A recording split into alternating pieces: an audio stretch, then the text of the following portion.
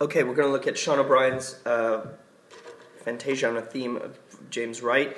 This is for the year 12 at Excel anthology. Fantasia on a theme of James Wright. Fantasia itself is a kind of improvisational music exploration. James Wright was a writer and political activist. And the only reason you need to know that is based on the theme. This is a kind of celebration. Well, is it a celebration is an interesting thing to think about, of the miners in England. There are miners still in the underground rivers of Westmore and Palmersville.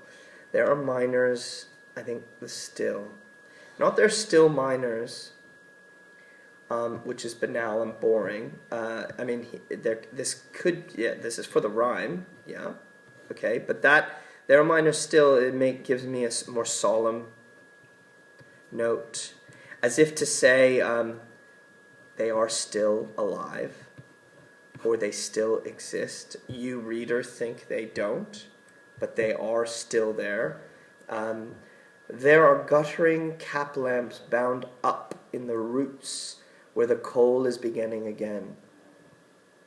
They are sinking slowly further in between the shiftless seams to black pools in the bed of the world. So we get this image of them crawling with lamps. We get this idea that coal is beginning again, strain, like rebirth or something. Coal isn't just like a plant that can do that. But meanwhile, they're sinking, and slowly they're sinking into the seams, the cracks, in the mine, and they're collecting into these in the bed of the world. All the miners are alive, and they're collecting in this enormous pool underground. I mean, that image is gruesome and strange. It doesn't really make any sense. We see we're in a kind of dream world, maybe. In their long home, the miners are laboring still. They're working, and you don't know it, but they are still there. Gargling dust. That's a grotesque verb, and image, and sound, and dryness. It's the violence and pain of that image going down in good order, though. Even though they're gargling dust, they're disciplined. Their black braided banners aloft into flooding and fire damp. They're disciplined like strikers were. They walk in lines. They have their banners that announce who they are and what they stand for. There to inherit once more the tiny corridors of the immense estate they line with prints of Headley's coming home. There to inherit the tiny corridors of their immense estate. Tiny and immense are contradiction.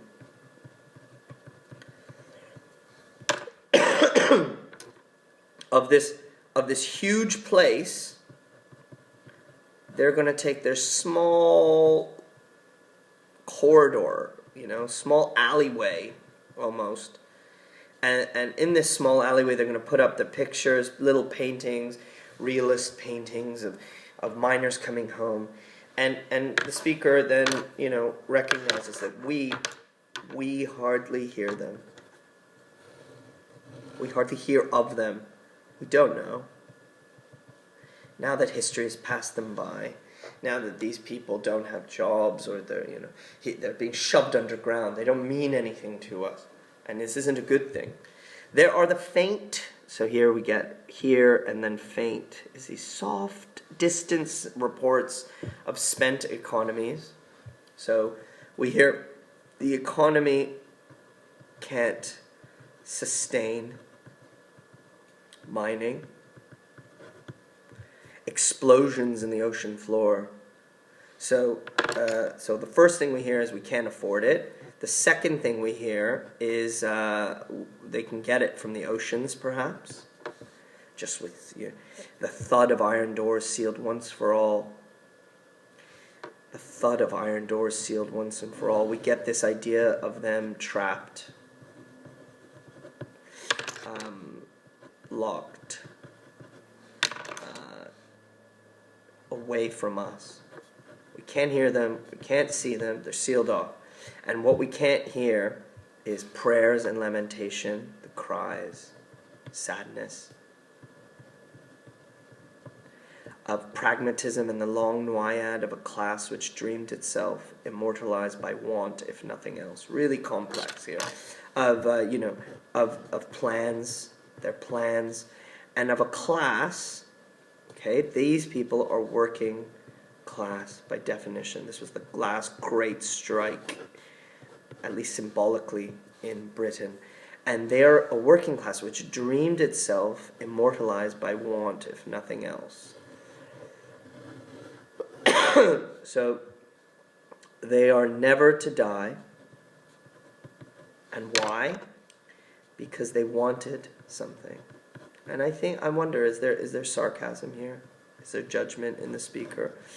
I don't know, but if nothing else, it's just wanting that immortalized them. The singing of the dead inside the earth. Oh wait, they're dead. The singing of the dead is like the friction of great stones. That simile is pretty powerful. So stones rubbing against each other is what it means for the dead to sing. That noise is grating.